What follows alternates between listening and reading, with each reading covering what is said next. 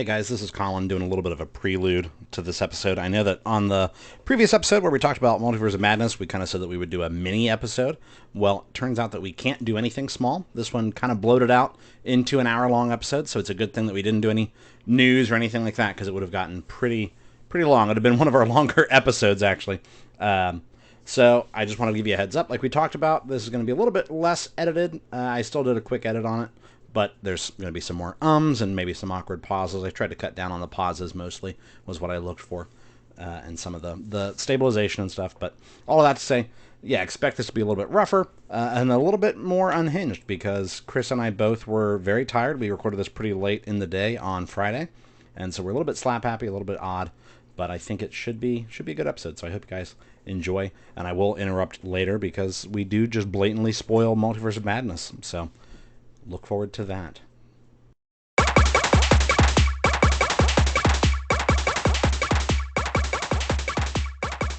Hi everyone, welcome back for episode 10.5 of the Simply Well podcast. I'm your host, content. Colin. That's right. Extra, not necessarily extra content, just content we couldn't fit in one. Yeah. But we'll call it extra content because there's still going to be an episode next week. That's right. So I'm Colin, and I'm joined by my co-host, Chris. How we doing, everybody? We're just a couple of best friends who are passionate about all things pop culture. If you're looking just for a couple of guys takes, being some... What is it? We're just a couple of guys being dudes. You know, look at this. Isn't this great? Just a couple of guys being dudes. Oh. Sorry, I didn't mean to interrupt. You continue. No, it's fine. You threw off my whole flow. We'll just run it again from the top. You threw off my groove. Yeah. Now, if you're looking for lukewarm takes on movies, video games, or TV shows, we've got the show for you. And this week we are doing things differently, right? Because Marvel decided to just absolutely bombard the fan base with the finale episode of the most recent series, Poo Knight, and the premiere of its first major film release of 2022, Doctor Strange and the Multiverse of Madness. Obviously, if we had to make a decision, we went with the movie to talk about as our main episode. And we promised in that episode that we'd do something towards the end of the week to at least recap Poo Knight, because we also really enjoyed that and we didn't want to not talk about it. Yeah, we had to. So in an attempt to cover both of these, we're just going to do a little mini-sode today where we're not going to do any news. There's no cryptid corner, no letters, nothing like that. We're strictly just going to discuss Poo Knight and then get the hell out of here. Mm-hmm. All right, so Chris, are you ready to just jump into it? Oh, baby, I'm already in it. Oh, I'm sitting in it. So we're going to do this pretty much like we do our movies. We'll just treat it like a 4.5 hour movie. So I can't really talk about performance because it doesn't get a box office. But from a rating standpoint, hold on, I got a big old belch here. I chugged my soda. Lay it out, baby. Oh, it's not a big old belch. It's not a big old belch. Cut that out. It's vomit. Oh, we got to tell people about Poo Knight. Yeah. We got to spread the word. the good word. We got to raise awareness. Yeah, we've workshopped a character for like a skit that is never going to come to fruition. It's just an inside joke around the house. Correct. That I, Colin, am Poo Knight insofar as when I go to rip a big fart, right, as one does, and I realize that it's not a fart, and it's going to be more than that, I black out, and someone else takes the reins of my body, and we've decided that it is a Hispanic elderly man similar to a relative of Chris's. And I come to cleaning up shitty underwear in the sink. So I randomly go to push for a fart, my eyes roll back, and I kind of jitter, and then when I come to, I'm just cleaning up shitty drawers. I'm like, God damn it, not again. Yeah, fuck. This is the 6th time this year. And it's January 3rd. It's Jesus. You're 3 days in. He's shit twice a day. I was going to say for an average of 2 times a day. No, yeah. You know damn well there was one day that you were racking it at like 4. He didn't do any on the second day. He did 5 on January 1st. The britches you go through. he just has stock in Hanes. You're busting them bitches at the seam.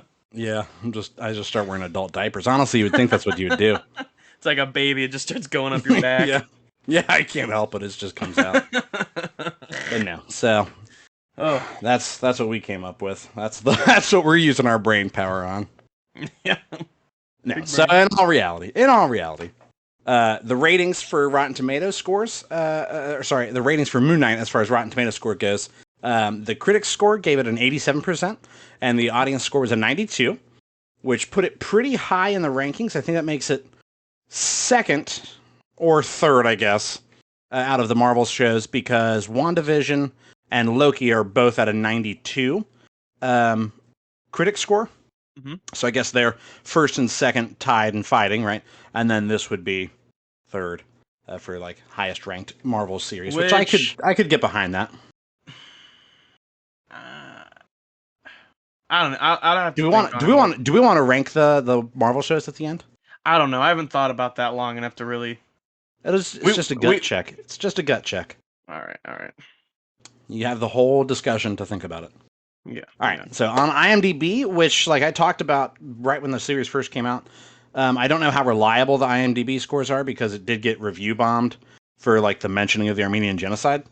Mm-hmm. But it sits at a 7.5 out of 10, which isn't too far off from what the critic score was, on Rotten Tomatoes. So I think it might be relatively reliable. And then Metacritic has it at a 6.9, which they call that mostly favorable reviews. So yeah, it seems like overall it was pretty enjoyed. And I think I kind of agree with all of that it was mostly good. It's a 6-episode run, and I think for the most part it kept my attention. There was maybe like one episode that I was like, all right, come on. You're right. Yeah, for a lot of the episodes, there was only one, and I remember as we were watching it, I got so mad, I couldn't fucking see anything. It was just way too dark. Was it episode 4 down on the catacombs? Yeah, man. Like I was getting so mad. It was just too dark, and you guys were like, "Oh, are you seeing that?" And I was like, "I can't see dick. I can't see anything." Maybe you were just sitting at a weird angle. Could be my glaucoma. Could be. Rest in peace. R.I.P. Chris's eyesight. Yeah. No, so I want to talk about Mohammed Diab was the lead director, and he directed episodes 1, 3, 5, and 6. So that's obviously that very first episode, right? And then episode 3 was the episode. Well, I don't want to necessarily get into spoilers yet. So we'll come back. We'll circle back around to that, I suppose. And then there was a director team of Justin Benson and Aaron Moorhard, who directed episodes 2 and 4. And then obviously Oscar Isaac plays Moon Knight, and Stephen Grant and Mark Spector. And Ethan Hawke played Arthur Harrow, who's kind of the villain of the series. And then May Kalamaui was Layla. So I love Layla's character. I did too. Do you have a plot synopsis all set up for me? Actually, as a matter of fact, I do. Yeah, you knew it was coming and you looked it up real quick, didn't you? Yeah, big time. Moon Knight follows Stephen Grant, a mild-mannered gift shop employee who becomes plagued with blackouts and memories of another life. Yeah. Stephen discovers he has dissociative identity disorder and shares a body with a mercenary, Mark Spector. That's right. So that kind of hides some of the premise. The one that I found said Stephen Grant discovers he's been granted the powers of an Egyptian moon god, but he soon finds out that these newfound powers can be both a blessing and a curse to his troubled life. He's always got a one-up me, huh? No. I'm just saying I like how wherever you found that one from, it really, like, if somebody's like just going off of that, they're like, oh, neat. All right, so it's like a mercenary thing. Then it's like, and there's a moon god? Yeah. Excuse me, I took a pizza break. That's very unprofessional. That's a little bit, but we'll keep it moving. Yeah, I'll be right. You got any spoiler-free notes, or you want me to lead it? So trying to stick chronologically, in the very beginning when we first start to see Stephen Grant, jump off the bed and he's got those shackles on, kinky. Right. I thought it was very interesting how, because he hasn't gone to see like a therapist or anything. Right. Yeah. At least it doesn't seem like it. Right, but like he understands the concept of like this probably isn't normal. Like, yeah, this is sand. Excessive. Yeah, he's got sand around his bed. And yeah, he ties himself to his bed at night so he can't run away. Mm-hmm. But And he has like 6 locks on his door in the hopes that like a sleep him wouldn't be able to get them all. Right. Yep. Yep. So just, I mean, it's stuff like that, I suppose. Like, it's the smaller things The that, you know, even details. in the beginning, yeah, that detail and a lot of like the things that you can miss very easily in like the first couple episodes play a Yeah. huge role later on. Later down, yeah. Which, Yeah, yeah, which I really admired that. I said that it did a good job of conveying like the fracturing mind of Steven. Um, where you're like, dude, this guy is losing it, you know? Yeah, he's insane. And especially like you're talking, the first episode did a really good job of showing how like mundane and repetitious his really bizarre habit is of like having to do all those things. Even with having the song repeat itself, you know, the every day I wake up. And then I really Lonely like as a man without love. I really enjoyed the way that it used Stephen Grant as a passenger for the viewer to kind of give an origin story for Moon Knight without it being a true origin story. Yeah, that was nice. How, you know, because I mean, we've seen 19 origin movies at this point. We really don't want to see more. Right. So how can they still introduce a character that, for the most part, the general audience won't know, Mm-hmm. but still keep it fresh and not feel like, okay, this is Iron Man, this is Captain America, this is Thor, this Right. is Ant-Man. You know what I mean? Mm-hmm. And though it did kind of fall into some of the trappings that some of those do, where it's like, okay, so it's a guy fighting a guy who's basically the same as him to an Yeah. extent. You know what I mean? Where like the first Iron Man is like, oh, and who's his villain? The Ironmonger. Yeah. Just basically You Iron know? Man. Right. And Just a a lot of the juiced, solo just stories, a juiced up Iron Man. yeah, yeah, exactly. And so yeah, it does kind of run into some of that, and we'll get into the finale stuff towards the end, obviously, because we'll try and stick chronologically.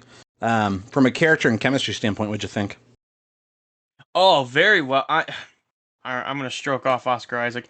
He does such a Yeah. good job playing. Multiple characters.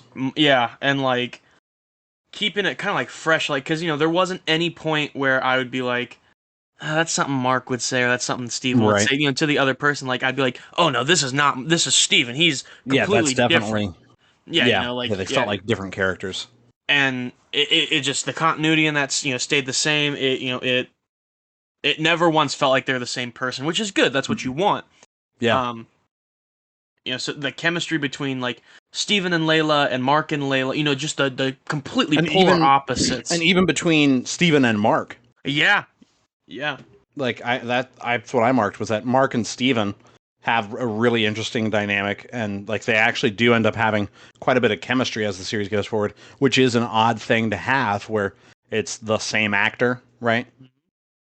And a lot of times it's not even shot like a Parent Trap or the anything like that, where it's the same actor on, split on the screen. It's just in a him mirror, or a talking to reflection. like a reflection or himself, and still manage to be convincing that he's legitimately talking to another person. Yeah. And I wonder if maybe from like a production standpoint, they put an earwig in and like he heard his lines. They recorded one side of it first, and then he had a conversation with himself. Maybe would be an easy way to do that. But either way, it was very convincing. Yeah. And I was actually surprised at how much I liked Steven. Like I think he was my favorite character, even though his like whole characterization is that he's supposed to be a loser. Mm-hmm. You love sweet little Steven. Right, yeah. I mean, it made him endearing that he is kind of, you're like, he's the kind of person, he's an underdog. You want to see him succeed because you're like, man, this guy really needs a win. Yeah, well, in the comic I read, which I'm sure we'll talk about later on as well. Yeah. Steven, no, that jumps a little. Fuck it, I'll say it. We can still, yeah. Steven Just dance around a little. Yeah, Steven is Mr. Knight, and that's all I'll say right now about it. Mm-hmm. And Mr. Knight was the Moon Knight comic I read. It was strictly Mr. Knight. And so I want to see more of that. Like, I loved it so much. I loved the comic, and I loved it on screen almost even more just because, like, it's nice to see, Oscar Isaac really kind of portrayed Mr. Knight in the way that I did. Yeah. When he talked. How he talked, the way he said things, anything like that. I was like, that to me, that felt like, oh, that's Mr. Knight. That's Steven. So, even just stuff like that, I'm really looking forward to in the future that I Yeah. want to see. I think to really get moving, we should just go ahead and rate it. That way we can just spoil it and, move chronologically through it, and try Yes. not to get bogged down on each episode. Yes. Kind of jump around as like, oh, that was a good part. Remember that part when? Yeah. So I was overwhelmed by it. I wasn't sure what my expectations were for it, just because I didn't really know the character until we read the comics. That was a good introductory for us. But then also, like, I had kind of high expectations with Oscar Isaac being in the lead. And I think it met and exceeded some of those expectations. So I'd say I was overwhelmed by it. Hmm. I would also say I was extremely overwhelmed. Kind of the same situation. I really didn't know who Moon Knight or Stephen Grant, Mark Spector. I didn't know who any of them were. And then I'm a little late to the Oscar Isaac train. Yeah. Because I read the book Dune, but I Right. still haven't seen the movie yet, which You gotta see it, bub. I'm mad at myself. We own it. I want. It's also on HBO Max. I don't know why I'm not Yeah. watching it yet. I just want to take a day and really just sit down. But what else You don't has need he a whole been in? day. You just need a couple hours. Yeah, I mean, obviously the truly. Star Wars movies. Yeah, and then playing Poe. But that's really all I've seen him from until now. Yeah. So I really wasn't knowing what I was expecting. But I mean, Colin, you can vouch on this. I've been stroking off Iron Man probably since day one. Yeah, it's been kind of creepy. Yeah, like it's It's probably a borderline problem. suspicious. Yeah, like Yeah, it sucks. I think the problem started when I built the second shrine. That's when I started going downhill. That's when it really started to get out of hand. Yeah. But no, I remember we finished it and I looked over at Colin and one of the first things I said was, I think Moon Knight's my new favorite superhero. Yeah. And I was like, wow, that's a big step for you because you got a weird daddy complex with Iron Man. Old Daddy Stark, yeah, but like, I love the dynamic duo between them. So yeah, I was extremely overwhelmed, blew out of the water. Yeah. So then we're just gonna go into the spoilers, and just try and get the train moving. It's supposed to be a mini-sode. We don't want to make it a full length. Dude, when everybody fucking died. Yeah, right. Yeah, when the whole thing just turned into a sitcom and it was just WandaVision season 2. That's Book of Boba right there. Yeah, I like. Yeah, exactly. It's just Mandalorian season 2.5. No, I really like the way that they used the blackouts during the first episode to make it seem like he was sleepwalking or having really wild dreams, when in reality it was literally just Mark taking over and just making sure he put Steven back where he found him. You know what I mean? Yep. And it's like, yeah, he's not sleepwalking. He goes to bed and then somebody else takes over for a couple of days. Because that first episode was called "What the Goldfish Problem." Yeah. And that's how he knew that something was seriously wrong, was because his goldfish was dead after he woke up. And or was it dead, or was it missing a fin? Well, no, so yeah, that was what it was. It had been missing a fin, and then when he woke up, it had both fins, and it's because it had died. And Mark, the assumption is that it died, and Mark, who had taken over the body, went and bought a new goldfish to replace it. Yeah. I enjoyed the way that the first episode ended, where that was like a really good way to introduce the suit and really like ramp up the intensity. Where most of the first episode is confusion, right? Mm-hmm. Where they're giving you that really odd sense, like Steven would have, of like, what the fuck is going on? Yeah. Which I felt like was a nice pace for a lot, especially me, because I'm not gonna lie, I'm dumb as shit. So it's hard for, and like this is a lot very mystical, like jumping back and forth. Right. It did a good job at like relating to Steven of like you're learning with him. Yeah, exactly. That's what I was thinking. Yeah, but then still it's not, it doesn't give it like an origin story per se. Yeah. But you're learning more information as you go on. Yeah. Yeah, the nice part is that you get to see Moon Knight know how to be Moon Knight already. You don't go through like the learning curve, right.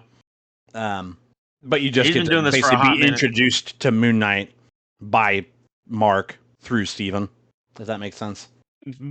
But no, I really that ending of the first episode when he's being chased by like the demon dog, and he's locked himself in the bathroom and it's banging on the door and Mark's yelling at him basically, "Give me the body, I'll get us out of this." And he finally gives it over to him, and you see the damn dog trying to crawl out, try and get away. Yeah, and he drags it back into the bathroom.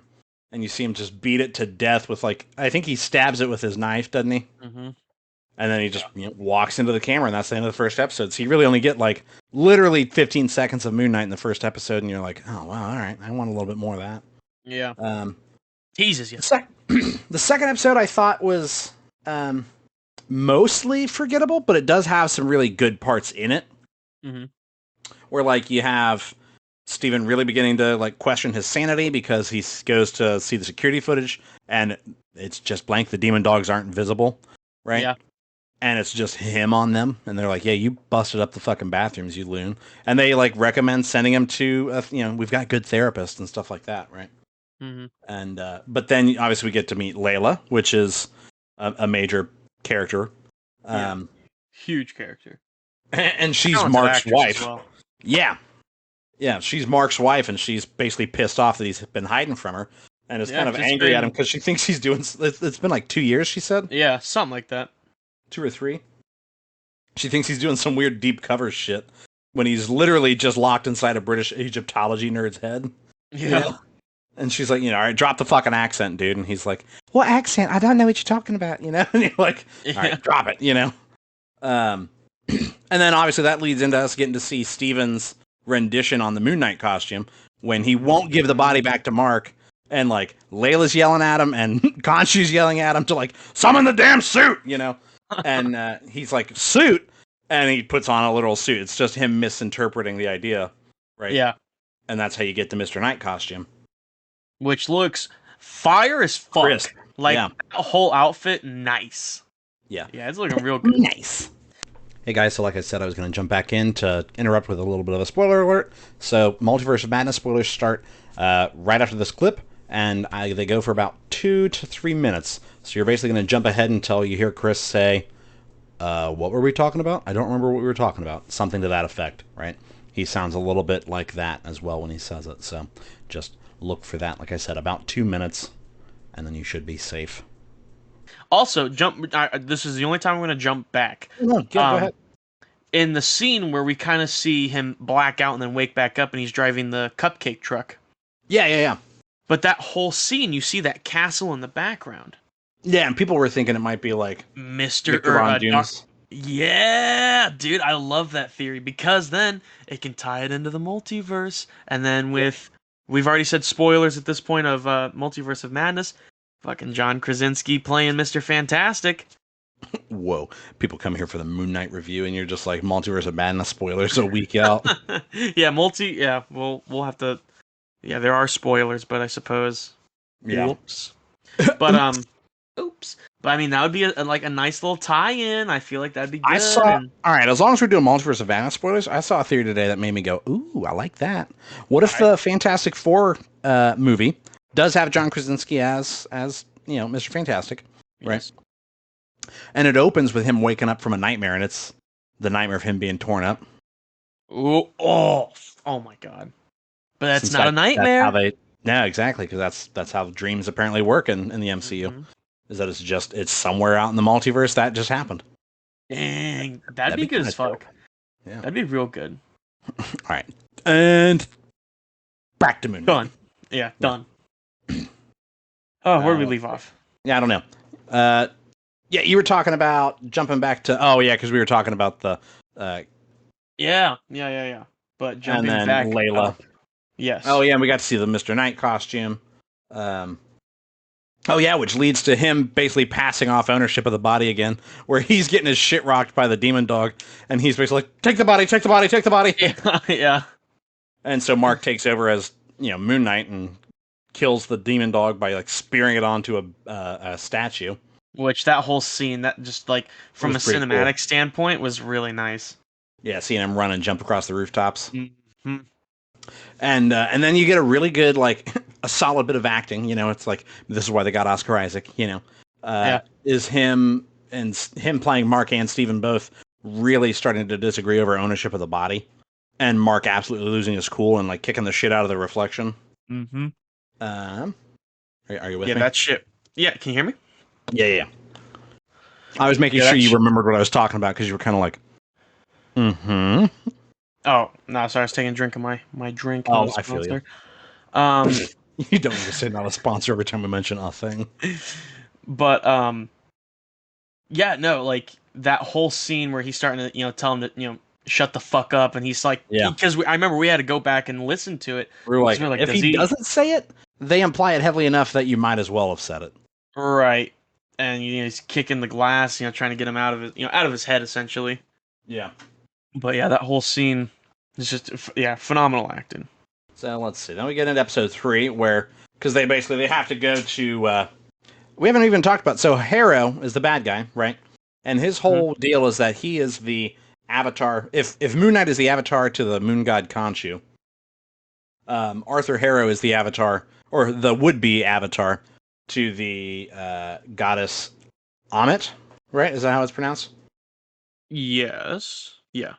And basically, her whole deal is that she judges people on like the content of their character before they've ever done a bad thing, right? Mm-hmm.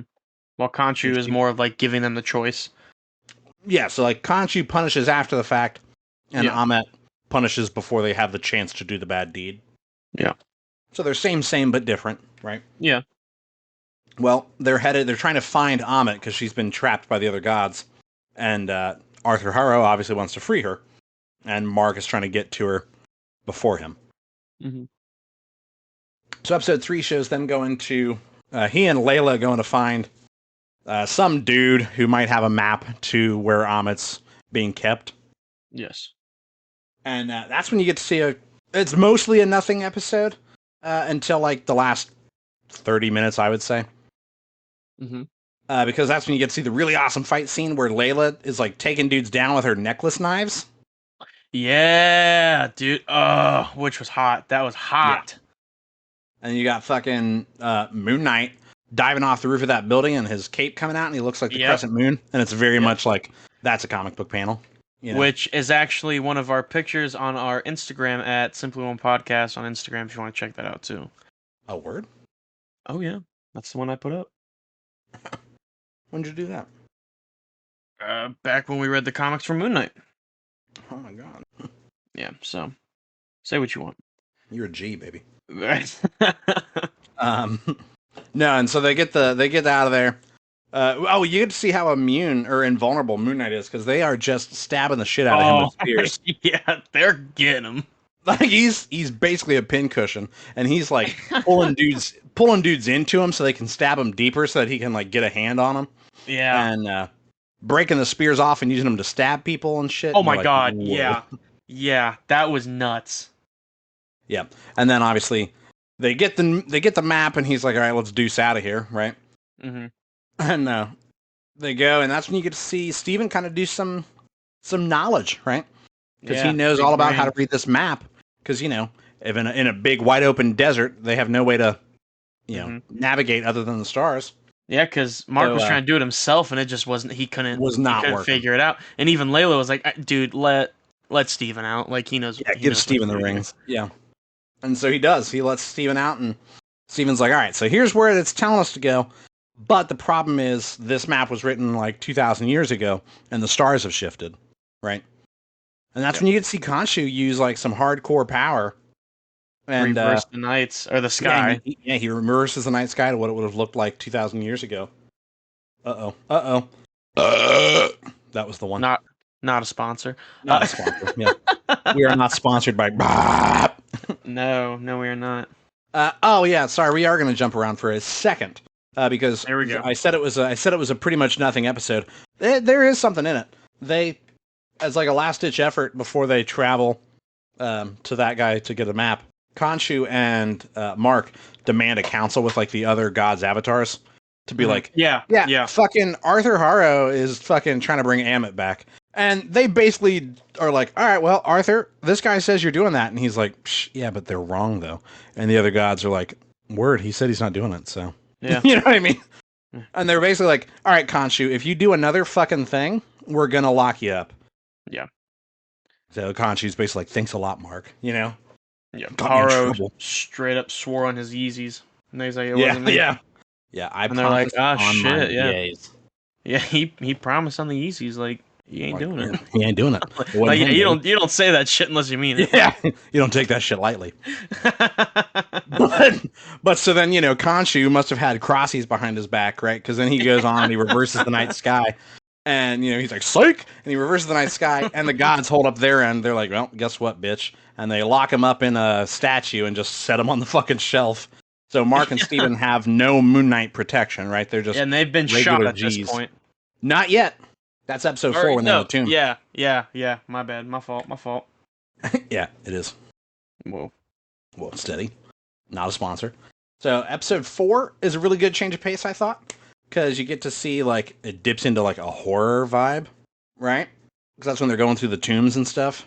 Yeah. And there's, those where I can't zombies down see in there. shit. Yeah, where you couldn't see a fucking thing because you got glaucoma. R.I.P.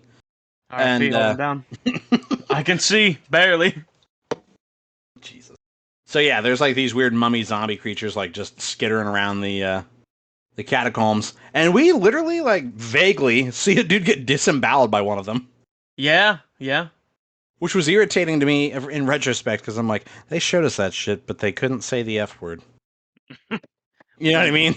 Yeah, what they showed us that. They showed us that, but then there's also scenes where they pull their punches and let Mark black out, and when he comes to, some people have been killed. Yeah. And you're like, you just show it to me. I want to see it. I want to, yeah. Let me see it. So yeah, it's Steven, who has control of the body right now. He's not giving it back to Mark, and they're trying to get to this some guy's tomb to get the statue that holds on it.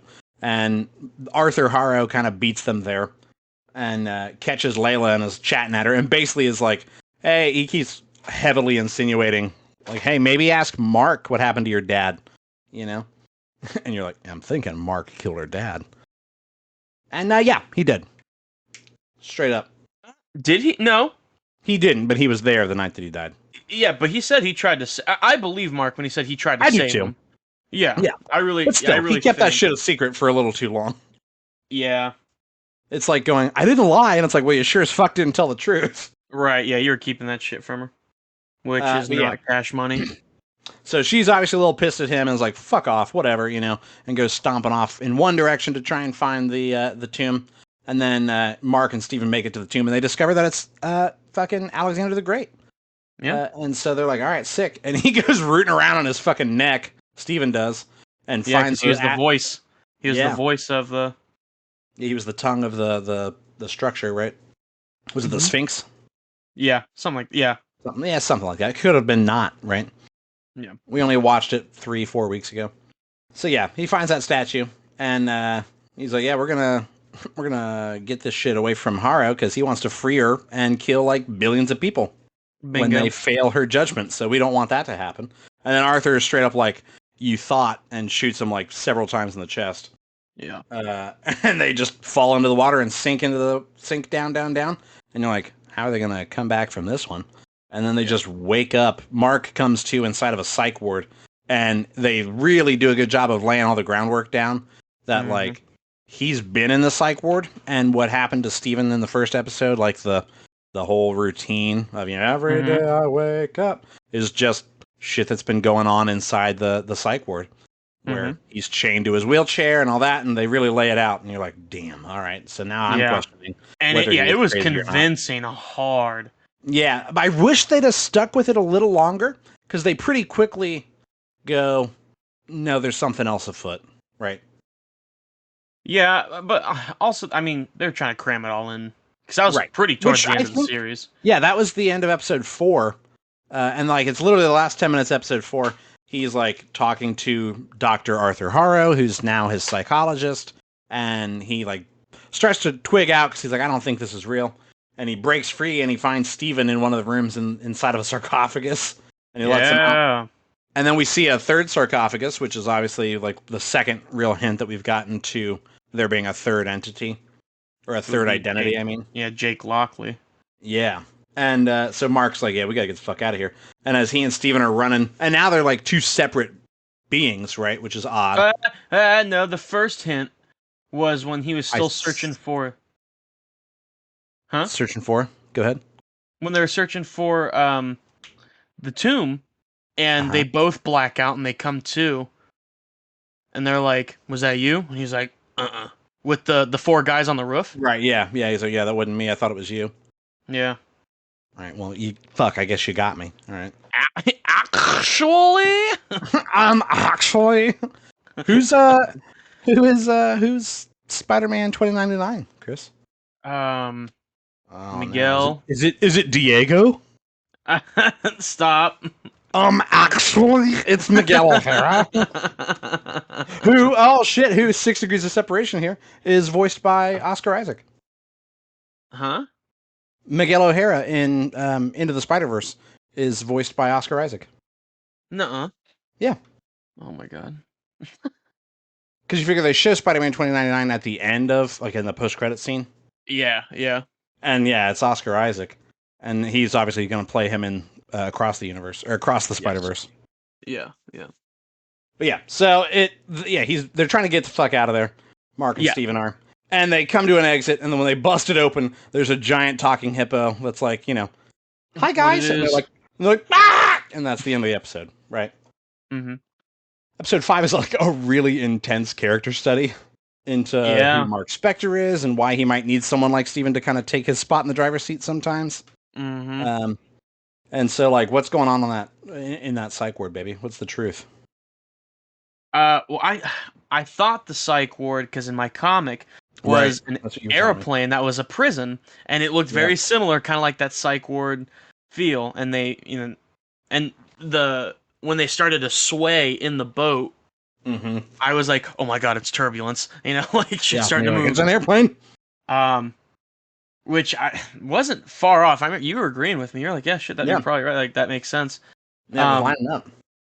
And but it is the boat to the afterlife. The afterlife, yeah. Yeah, and the big hippo is the goddess Tararet, and basically her whole thing is that she cleanses the dead so they can pass into the afterlife. Mm-hmm. And I'm smacking on this pizza still. This is gross. Like I can't stop myself. Into ASMR. Mm-hmm. No, what is it? Mukbang. Yeah. No, but yeah. So, what's that goddess's name? What's her name? Tararet. Tararet. Yep. Tawaret. Tararet. Tararet. Yep. But yeah, so she's like guiding them, and the whole idea is that her ship is supposed to judge the weight of their hearts against a feather. Right? Yeah, and it's supposed to balance, and it's full. And if it balances out, they're gonna pass freely into the Sea of Reeds, which is basically like the Egyptian version of heaven, Mm-hmm. And that was kind of a neat detail. She talks about the fact that that's really the only connection in the big grand scheme of things that we get to any other MCU property. Is she talks about that the afterlife is real in several different realms. Mm-hmm. And she says you should see the spirit realm, which is where Black Panther can go to. Oh, to commune with his ancestors. Yeah, which that's dope. Like the big tree. Yeah, that's I like that. But so that's kind of an interesting way of going, like avoiding the religious conversation, right? Right. Yeah. Of going, well, this confirms that the Egyptians had it right. It's like, well, no, in the MCU, apparently they all had it right. Yeah. And fuck it, why can't more than one religion be real? Yeah, exactly. So yeah, if they don't, balance their heart out, they're gonna just freeze in the sands out there. And it's like, oof, we don't want to do that. And like you said, their hearts are not balancing on the scales. Right. So she's basically like, well, I guess you better go search around the ship and see if you can't like straighten your soul out before we get to the doors, because otherwise you're fucked. Mm-hmm. So they go stomping around this boat, going through a lot of Mark's traumatic past. Yeah, a lot. It's like, dude, he's not down for this. And he's like starting to have some major freakouts at times. Yep. Yeah, so I'll just run down the list here, and you stop me when you want to talk about one of them. You get to see the accidental death of his little brother that Mark and his mother blame him for. Mm-hmm. The way that his mom regresses and kind of completely emotionally abandons him. We get to see Mark making the deal with Khonshu to become the Moon Knight in exchange for his survival. We see Steven actually be created to hide Mark from the trauma of their mother's beatings that obviously come about after she blames him for the death of his brother. Which go ahead. I was gonna stop you there. that's like that got deep and dark, and that Dark. got deep and dark quick. Yeah, we're like, oh, and mom's beating him. That's not good. Yep. And yeah, like just like really like it's one of those where you really sit down, sit back, and you're like, holy shit! Like that's Mm-hmm. obviously Moon Knight's not real, but like there's probably been a couple cases where people develop this disorder Yeah, because of super trauma. I mean, that's what traumatic it's. things like this. That's typically how it happens. Is something very traumatic happens. Because you figure, from a psychology standpoint, I'm talking way outside of my realm here, but like something really major has to happen to the brain for the brain to decide we need a whole other person to just deal with this for us. Yeah, because like we know what I cannot mean? deal with it. It's like this is too much, right? And yeah, so it turns out that it's pretty. You get the vibe that it's frequent and severe abuse, Yeah. which doesn't actually make sense. That Steven's there to like hide him from the trauma because Steven doesn't remember the beatings, but Mark does, and Steven remembers mom as like a sweet lady, right? But if Steven's the one that's supposed to take over when mom's beating him, why is that? You know what I mean? It should be the other way around, right? That Steven would hate his mom. Because all he would remember, all he would remember are beatings because that's the only time he was brought out, right? Do you think he just made that persona so like? Well, so I saw when his someone brain gets overwhelmed, they're like, oh fuck, like pass it on to Steven who gets those pleasant memories. maybe, but I saw someone float the idea that maybe Jake Lockley, the third identity, was the one taking the beatings, which is why he's such a violent person. That makes a lot of sense. Yeah, it's not what they said, and it's probably not the case, but that would be a good way out, right? Yeah. Would be like, actually, Jake was the one taking the beatings. Which And, is why he's so or maybe violent. like from a really, like, if you want to really, pull on the thread, maybe Steven created Jake Lockley, right? Oh. To like, maybe Steven doesn't want to deal with the beatings either, right? Yeah, that'd be good. Jake Lockley just takes all the beatings and turns into a really violent person, which would be why Mark has no clue who he is. Mm-hmm. But That's really good. Yeah, that was not me. I didn't come up with that. Somebody on the internet did. But we did get to see Mark deal with apparent alcoholism, as well as only technically attending his mother's funeral, where we get to see him kind of standing outside the funeral home, chugging a flask of some sort of liquor, and having a pretty big emotional breakdown, right? Yeah, which was really again, the acting in that scene just was phenomenal. And then to see that's kind of a coping mechanism because then you see Steven take over and like take a phone call from mom. Yeah, and like because it looked, I'm not sure, again, movie magic. But it, It seemed to be Oscar one Isaac's shot, right? Yeah, Oscar Isaac's face got all red and he starts crying and breaking down, and then instantly snaps out of it and is Steven. And he does he's like, huh? Like, what am I doing here?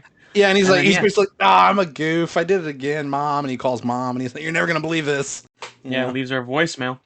Yeah, which is really sad that like that's really Steven sad. takes over, and the first person Steven wants to call is mom, who's dead. Oh no!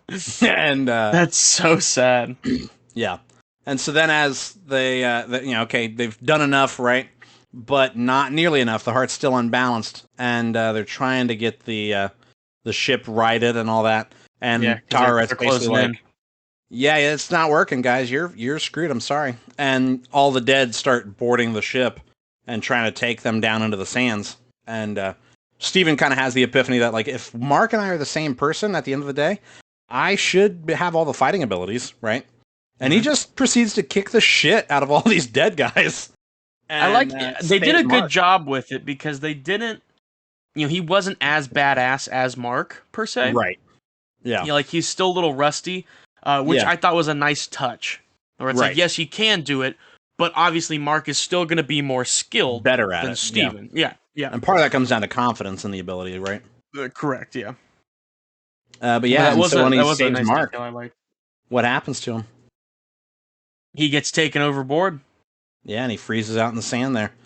Mm-hmm. And which I did not think was going to happen. No, I got that spoiled for me. I told you that. Oh yeah, dude, I would have been pissed if I got that spoiled for me. Yeah, like I got up, I got on Twitter, and it was like, it wasn't like a picture of it, but it was somebody being like, man, how are they going to kill Steven? Steven's my favorite. And I was like, well, sick. It's like 8 a.m. Dope. Word. Yeah, you're But still in your undies in bed, yeah, I wasn't even that. I'm nude taking a shit before the shower, I'm like, damn, I ain't even wiped yet, and they're spoiling stuff. Oh But shit. yeah, so that is apparently the thing that was standing in the way, and the heart balances out because Steven's heart kind of disappears, and Mark gets to go to the Sea of Reeds, which, like we said, is basically the equivalent of heaven. That's the paradise after death, and we'll move quickly through the finale because the finale is really pretty cut and dry. It is. Like, the finale moves real quick. Tararet tries to get a hold of Layla and basically be like, you gotta go fucking free Khonshu. And she's talking to her through dead bodies and is like, free Khonshu. And she's like, no, I've got this shit. I'll go take care of Hara myself. And spoiler alert, she can't. No. Haro straight up goes to the Temple of the Gods and just kills all the other avatars. And then and then just frees Amit. And you're like, Layla, I thought you got this, babe. Like, what's going on? What happened? And she's like, all right, fuck. And so she goes and she breaks the statue that's got Khonshu and frees him. And he's like, all right, sick. You want to be my avatar now, right? And she's like, no, fuck you. Like, no, I don't want to be your avatar. I've said that. And so he's like, fine, all right, I'll do it myself. And then he gets his shit rocked by Amit. Yep. Hard. And as he's getting his shit beat up, it kind of cuts to the afterlife again. And we see Mark basically make a deal with Taret to, like, let him go back to the land of the living. Mm-hmm. And so he goes fording his way through the sands and he unfreezes Steven by, like, sharing his heart with him, basically. Yeah. And they narrowly escape the land of the dead, right? And they get back to the living. And that's when Khonshu, like, can feel Mark Spector is back amongst the living, and he's like, and, like, goes straight to him. He's like, oh, thank you, Jesus. Because he's getting his shit rocked by Amit. Yeah. He's like, I need my boy Mark. And it was kind of a neat moment where, like, Mark and Steven are bartering with him, where he's like, all right, if we're going to do this for you, like, if we're going to help you, right, you're going to let us go after this. Otherwise, we're not helping you. And he's like, fuck, fine, And about the same time, Tararet comes to Layla and is like, yo, baby, you need to be my avatar, right? And she's like, all right, fuck, I guess. And she actually gets a pretty dope costume, right? Dude, she looks like first, when I first saw it, I was so mad because I was like, they done did my girl dirty. I was like, this looks like a lame-ass costume. Yeah, because, like, Mark Spec, Moon Knight, both of theirs is, like, super, a full costume, Right, yeah, and I was like, like, what is this? And then, those wings came out, and I was like, yeah. Like, oh my god. And the really, like, cool significance of Layla becoming, like, a hero of sorts when she's the avatar, right? Is that she's the first, like, a character, hero, right, created solely by the MCU. She's not a comic book character. Really? Yeah. Ah, good. Good for them. Because that was good. I think there's potential in that character I'd like to know about. Right. So then you get to see Layla and Moon Knight and Mr. Knight, like, fighting Haro and all of his goons out in the streets of Cairo, while there's just a fucking giant Khonshu and a giant Amit, which Amit is a crocodile, by the by. Yeah. So there's just a big crocodile and a dead bird fighting, like Godzilla versus Kong. Like, both of them are, like, humanized, or humanoid. Yeah, they're humanoid creatures just fighting. They're bigger than the Pyramid of Giza. And that's kind of a cool backdrop, though, for some of the street-level fighting. It is. Just see these giants in the background. And the fight scene there was really good. Seeing Mark and Steven switch off between being Moon Knight and Mr. Knight. And them having different fighting styles. Yeah, and Mr. Knight had the batons, which were in my comic. The little hand staffs, yeah. Yeah. And, Layla getting to use her wings quite a bit. Where they're so fucking cool. They're bulletproof. Like, I want more. And she seems to use them as, like, blades. And she could legitimately fly, couldn't she? Yeah. Yeah. And so you're like, damn, like, they're beating the shit out of Haro. And then Haro gets, Mark, Spector, Steven on their back and is beating the shit out of them. She's pinned to the ground, or to the car. And it's like, things aren't going their way. And then you get to see old Marky Moo black out again, which really annoyed me, because I thought that had been the time that we actually get to see Jake Lockley take over. Yeah, and I have a love-hate relationship with it. Yeah, I wrote, unfortunately, the best fight of the show happens off screen. Yeah, I say I Because like love when he comes the back, he's got Haro with like a hatchet to the face, yeah getting ready to like brain his ass, and like cars are on fire, and there's just nothing but dead bodies, and you're like, yeah holy fuck! yeah, and But that's we the thing didn't is get to like see it. I love that they kept that kind of a mystery because I'm hoping that the fight scene if they play the cards right and they make the first fight scene we see with Jake Lockley just a bloodbath, But they won't. Like they're afraid to do blood. and that's their problem, all right? And Yeah, then they they're need to losing just me. nut up and do it. Yeah, then I'll be Like worth it. they But yeah, they it introduced is. the adult, what do you call it, like the parental lock setting on Disney Yeah, Plus. Go but ahead hey, and do maybe it. they'll do it. Yeah, maybe they'll do it with season two. Yeah, maybe they'll get enough of that feedback. But Yeah. yeah. So Layla and Mark take Haro to the Temple of the Gods because the whole idea that they come up with is that they're going to perform the same ceremony that the other gods used to put Khonshu in a statue, except in this case they're going to put Amet inside of Haro's body and then kill Haro, and it should take them both out, right? Yes. And Khonshu's like, do it, kill him. And Mark's like, well, now wait a minute, which I Yeah. kind of disagree with him. I disagree with Mark a little bit because he's like, You mean Steven? Khonshu. Well, both of them. Oh yeah. Yeah. Mark and Steven are like, this isn't right. Because they think that it's kind of the same thing that Amet and Haro were doing of like punishing someone before they've done the bad thing. But it's like, I mean, they did literally just do it, right? Yeah. Like Haro and Amet were actively trying to absorb the souls of people in Cairo. I think it's okay to punish them for that crime, right? And I think we can sweep that one under the rug. we can go ahead and call it. We can go ahead and call it a bullet in the dome. Like take it, square it out right now. But no, so he says no, and you're just gonna have to go ahead and let us go. And Khonshu's like, fuck, I guess, fine, and he frees them both. And then you get to see Mark and Steven just return to their routine from the first episode, but now they're kind of like in unity, right? Mm-hmm. They're sharing the body well, and then we get the little post-credit scene, right? You want to run that one down? Yeah, that post. Oh my god. So we see Haro, who is in a psych ward. Mm-hmm. Not And, dissimilar from the one that we thought Mark was in.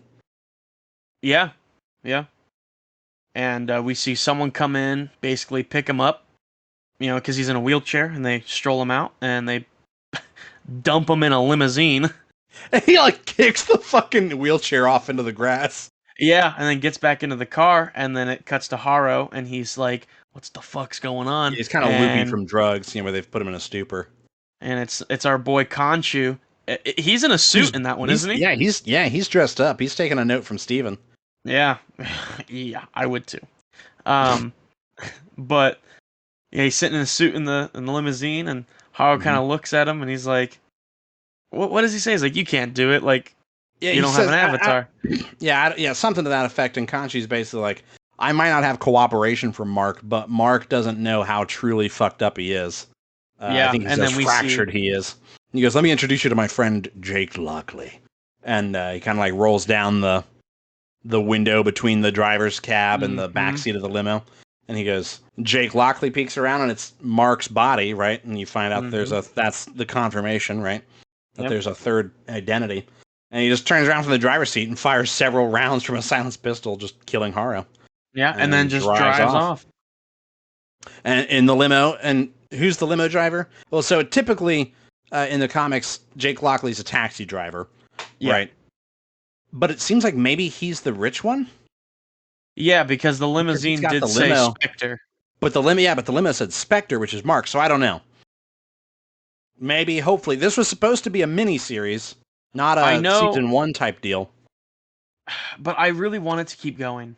Right, and Mohamed Diab, who, like I said, was like the lead director on the series, basically said that he thinks it would be a waste to not do a season 2. Yes, I agree. And I think Oscar Isaac is coming at it from like a business standpoint, which makes sense, of being like, he doesn't necessarily feel compelled to do a season 2 unless there was a story really worth telling, right? And I'm assuming that that's business speak for they only had him contractually obligated for one appearance, and that being this series. And so he's going to make them earn that second appearance. right? Yeah, which I think is good because, something I really love about Oscar Isaac is he did Dune, Star Wars, and now he's doing Moon Knight. He kind of, and Jumps around between like well, a in an blockbuster interview, type. Mm-hmm. well, in an interview, he was talking about he's a huge geek and like he loved Dune, Yeah, and that's why he wanted to do it.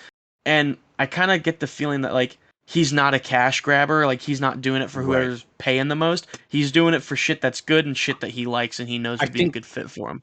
I think he made his money from Star Wars, right? Hmm.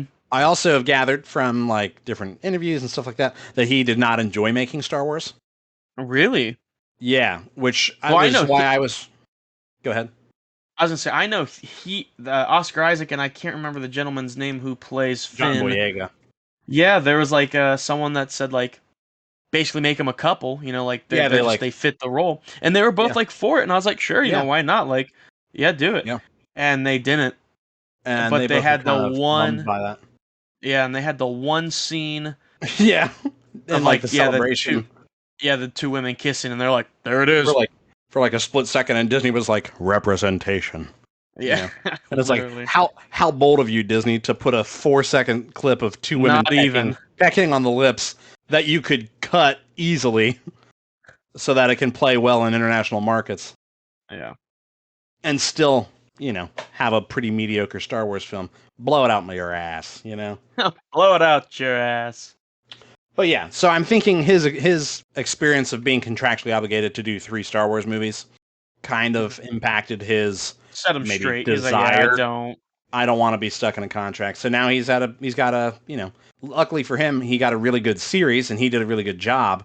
He And so did. now he's got quite a bit of leverage, Yeah, dude, just keep You know what? pumping the Fucking good pay stuff the you're guy. making. Huh? Fucking pay the guy right, Yeah. Go ahead. Bring him back. I don't care what you got to pay him. I want to see him. Yeah. And give me some more crossover. I do want to take like the next 3 minutes because we are approaching an hour.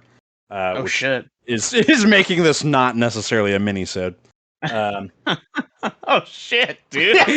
We were talking, we're like, we'll make this maybe like a 40 minute 30, max 45, episode. We're It's pushing here an we are, hour. 56, 57 minutes. So real quick, I think a problem I'm seeing with the MCU at this moment, we kind of talked about this. I don't know if we mentioned it in the Multiverse of Madness episode, is a lack of connectivity. Like there's not a lot of connective tissue moving forward. Yeah. And I really hope to see some of these characters kind of have overlap. Like maybe, because we are getting a Blade movie, and at the end of the Eternals, we get to see, I can't think of the actor's name. He played in Game of Thrones, but he's playing the Black Knight. And the Black Knight's whole thing is that he's got a sword that when he draws it, it has to be, I think it's called the Ebony Blade. And when he draws it, it has to taste blood before he can resheath it. Oh damn. And so we get to see. Sounds dope as fuck. Yeah, and so he plays Jon Snow in Game of Thrones, and I can't. I really can't think I of know his you're name. talking about that. Yeah, fuck. But either way, the post credit scene of and the Eternals was him opening that case up and seeing the sword, and you hear a voice from behind him basically be like, are you sure you want to do that?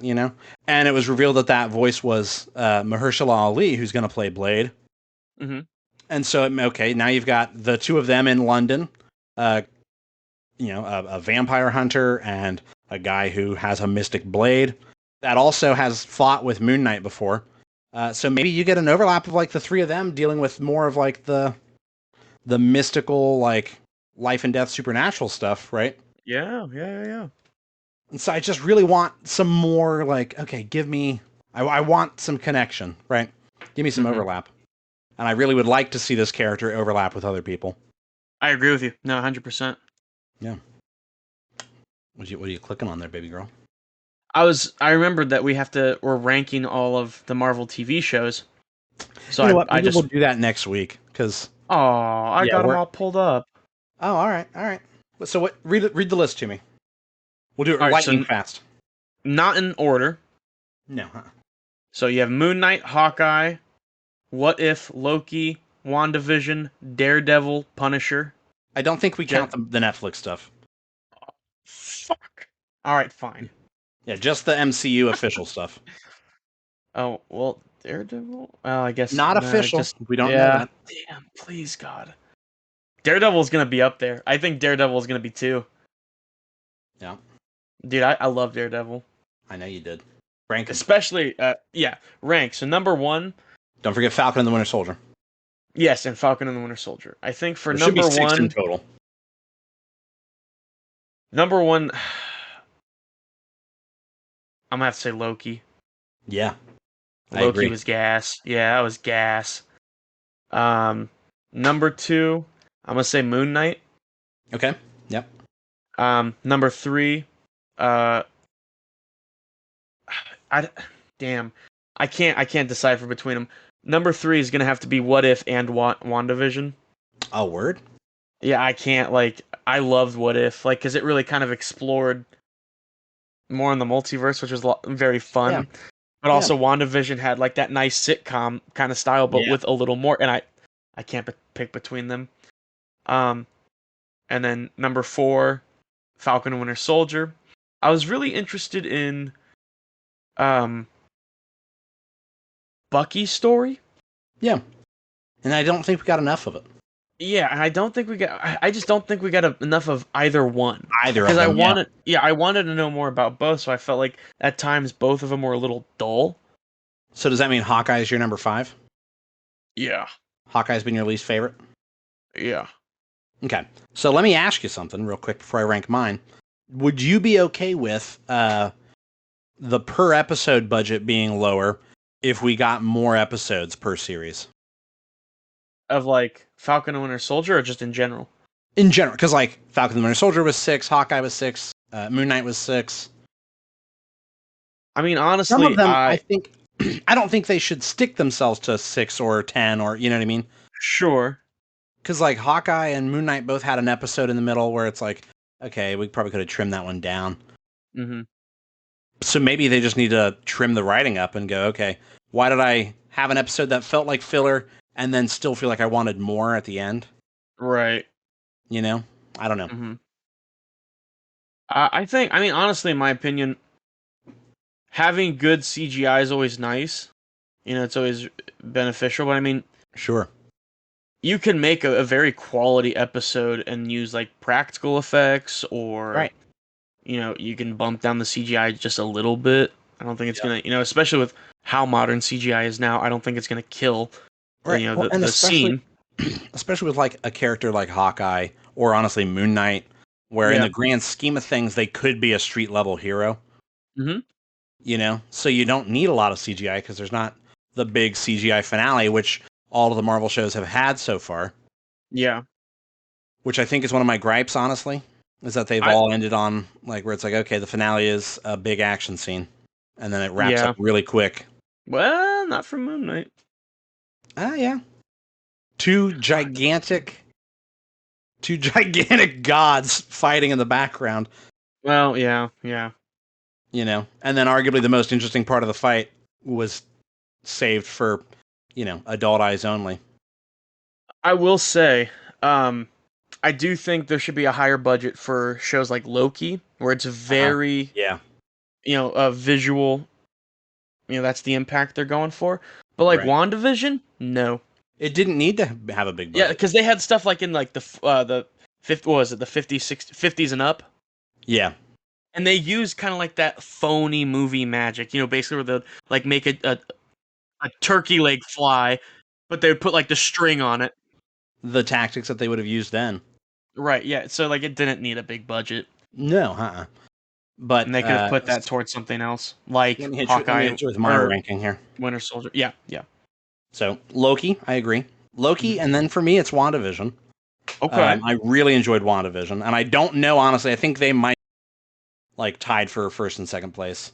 Okay. And then probably Moon Knight. Mm-hmm. And then I really enjoyed. I actually enjoyed Hawkeye more than I thought I would. Mm-hmm. I'm also partial to Haley Steinfeld. Yeah, for sure.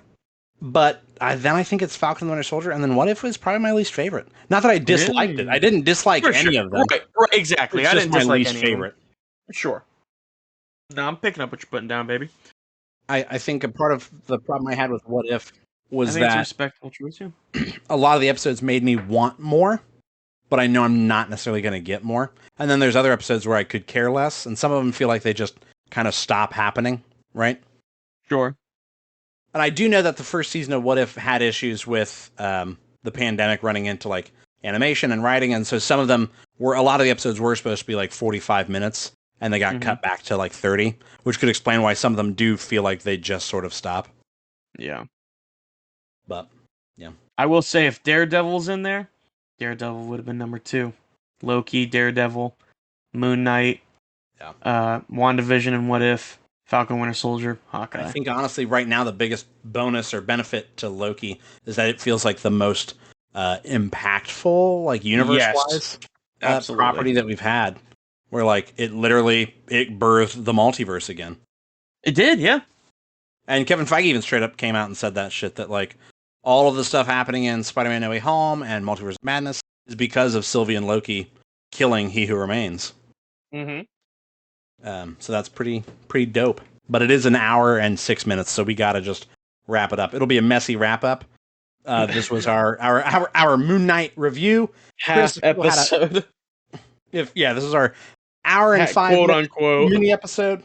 Chris, if people wanted to get in touch with us and tell us their thoughts on Moon Knight, ask us questions about the future of the MCU, our favorite foods, how would they get in touch with us? Of course. Well, firstly, you can always reach out to us at the Simply Whelmed mailbag at gmail.com. If you guys have any questions or anything you want us to go over, as well as anything for like the Chris's Cryptid Corner, any stories that you have, anything like that, please send them in. If you wanted to get us on Twitter, our handle is at whelmed_simply. And then our Instagram and Facebook is Simply Whelmed Podcast. That's right. Next week, we don't really know yet. We're still putting that one together for you, honestly. So it'll be a surprise to us and you alike. So look forward to that one. That's the end of the episode, Chris. Just go ahead and say bye. Bye.